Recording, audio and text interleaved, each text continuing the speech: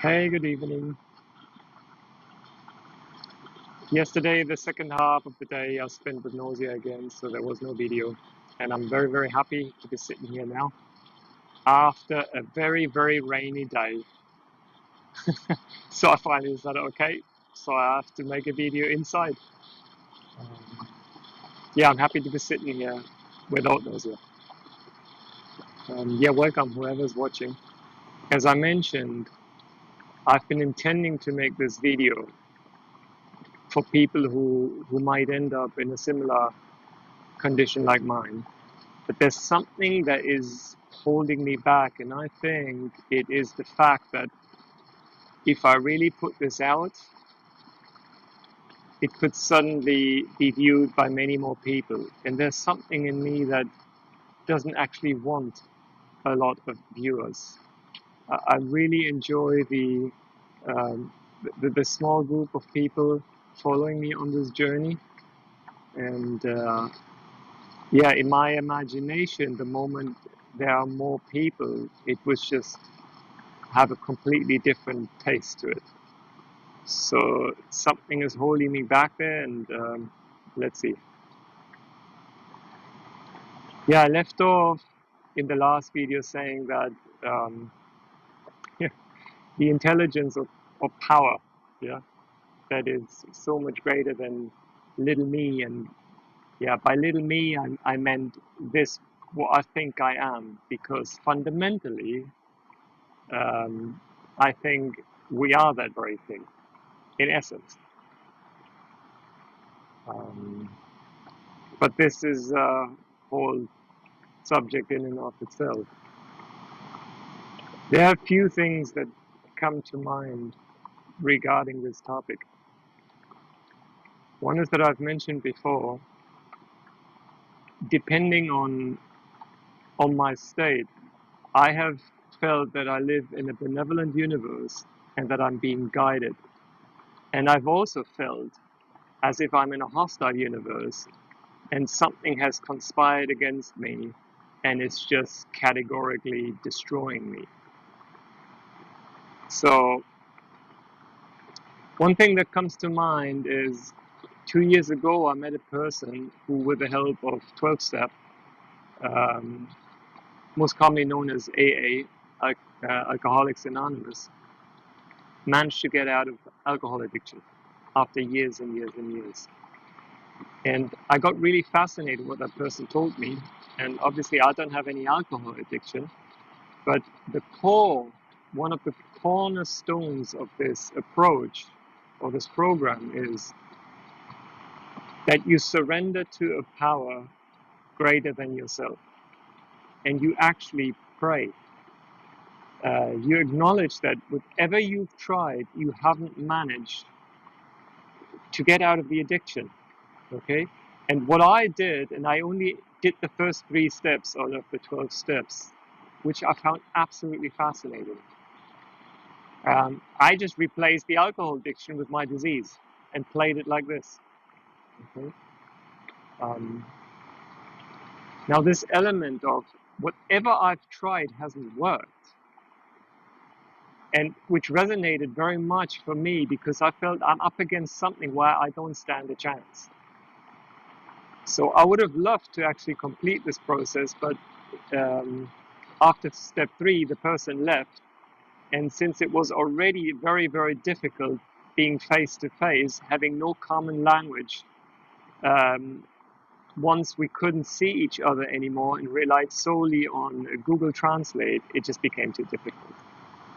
So, yeah, in case any one of you is into 12 step, and I don't think it really matters which one it is because there's not only Alcoholics Anonymous, there's also Narcotics Anonymous and whatever, overeating and codependency. And for me, I haven't deeply looked into all of those, but I think the essence of all of them is the same because they all stem from the original 12-step Alcoholics Anonymous program. Another thing I really like about this program is the fact that somebody who has, with the help of this, gotten out of whatever predicament he was in, takes somebody else by the hand and guides that person, and not with the intention of making money of it, but with an understanding that by helping another person, I actually strengthen my own sobriety and I keep myself on track. It's a service I'm giving, but I'm not only serving somebody else, I'm also serving myself. So I love the clarity of that. It's something that deeply resonates with me. Reminds me a bit of the Vipassana approach, how they're all volunteers, at least in the West. Yeah, talking about Vipassana, when we came to India in 2005, the first year we spent helping building up my in-laws homestay, and then I found out that the Vipassana Foundation had acquired a piece of land in Kerala. So I thought, wow, what a coincidence. So we moved there, and I volunteered a lot for 1 year in that center, helping to build up. Since for me, Vipassana had been absolutely instrumental in working on myself, giving me a tool to not be just stuck the way I was, but a way to actually become aware of things unfolding in real time. There was the sense, if I can contribute to others learning that, I think that's the most meaningful thing I can do in my life. And at the same time, obviously, strengthening my own, my own practice. Well, in that year, I witnessed a few things that really shocked me, because I had somehow assumed that if one were to do a certain number of courses and meditate a certain number of hours, then it would be impossible for one to do certain things, like speaking lies and these kind of things. And to see that there was no guarantee whatsoever really shook me to the core, and I pulled out of the institution. But I think what had happened for me was that I had put the institution that Goenkaji developed and the technique Vipassana, I had somehow linked them.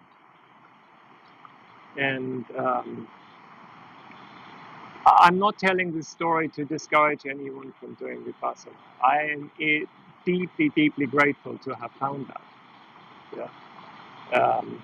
Even though I think it is very strict, and it can, especially for Westerners, it can very, very easily be misunderstood.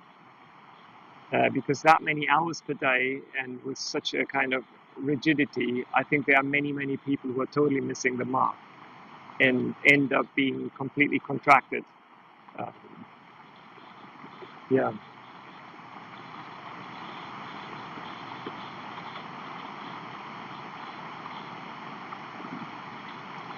So I eventually pulled out of the center, and it really raised big, big questions for me. One big one was I noticed that I was deriving a sense of identity from whatever I'd been doing in the center. It had given me a role and literally kind of a center. Yeah. Um, so I asked myself, what would become of me if I don't take up any role, any new role? Well, the role of a father, well, that I couldn't change. Yeah? And I happily continued being the father. But other than that, I just didn't take up any role. We shifted to a new place. I found a project that I don't want to call a school, because school would be very misleading. I'd entered that place, and at that time, many months earlier, already knew that my partner back then would be working there, and my daughter would one day be going there. And yeah, so it happened. So I stayed at home. Our daughter was at that time um, 2 years old, and my partner went to that project. So I spent a lot of time with our daughter. The following 4.5 years, I would play that game of what do I really want to do with my life? What is it that I actually want to do? Irrespective of money, because suddenly money had been taken out of the equation. Um, Not because we were rich, by no means, but coming from Germany, having a little bit of saving, converting the euros into rupees and putting them in the bank and getting between 9 and 13% interest, and our living expenses were 5,000 rupees per month, well, suddenly we could ask ourselves the question, what do we really want to do? And my experience with that is there is absolute euphoria. Wow, freedom. And then the big question, and now? Now, what do I do? Because this is like a never ending holiday, right? And with this much freedom also comes that much responsibility. I can't possibly blame any employee, any system, any government, any whatsoever for me to be stuck with a job that I hate or what not all. Uh, if I don't manage to be happy in that kind of a setting, well, then I have to put up another illusory bubble, right? And then start projecting onto that. So I think I've done that a few times, moving to India, making the dream reality. Yeah, volunteering almost full time in a center, making it reality. So I think when you've done that, either you keep doing that, or sometimes you recognize, okay, am I now going to put up another illusion there in order for me to project upon that? Or am I just going to sit and acknowledge that, you know what, this is not working? So,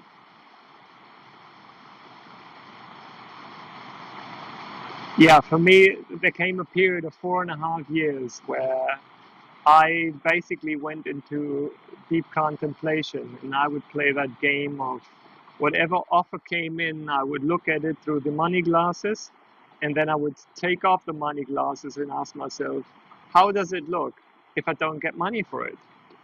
And well, the answer was always, doesn't look as good. Put the money glasses back on, oh, it looks good again. Take them off again, okay, chuck it, not doing it. And so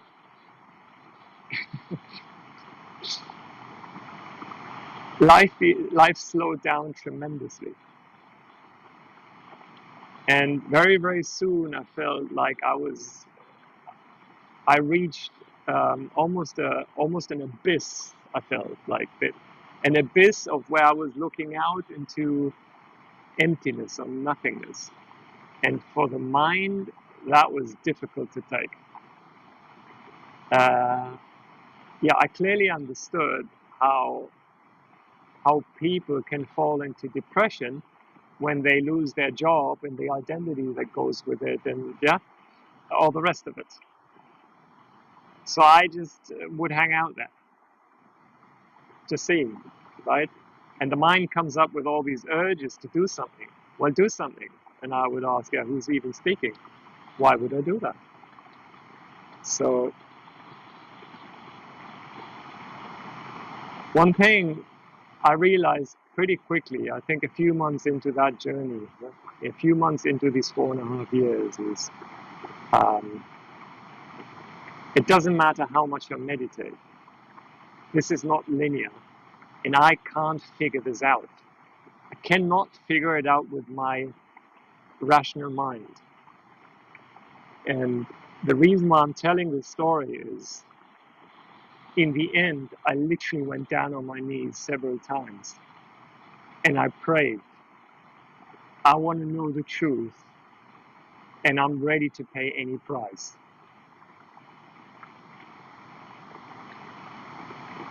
Now you can maybe imagine that over the course,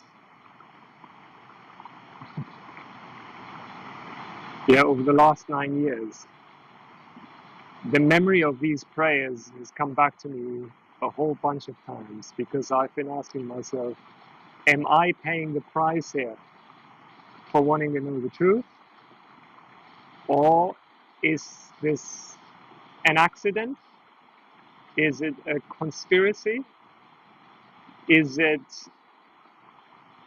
tying back into what I shared with you, this experience of 2018 and 2019, that the disease is going to continue until I do everything with love and devotion, that message that I got? Um, I don't know. I don't have any clear answer.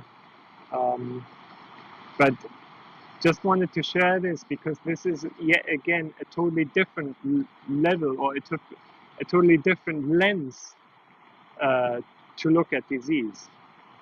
Because I think it's no accident that most people who have some kind of whatever you want to call it, awakening, or yeah, prior to their awakening, went through a phase of, let's call it, misery or crisis, oftentimes physical intense suffering. I think it's just a very a very intense and, well, kind of compulsory form of learning and growing, because if one doesn't, then one doesn't make it through. Yeah, there's a lot more I could say about this, but today I'll stop here, and God willing, I'll continue tomorrow. Have a good evening.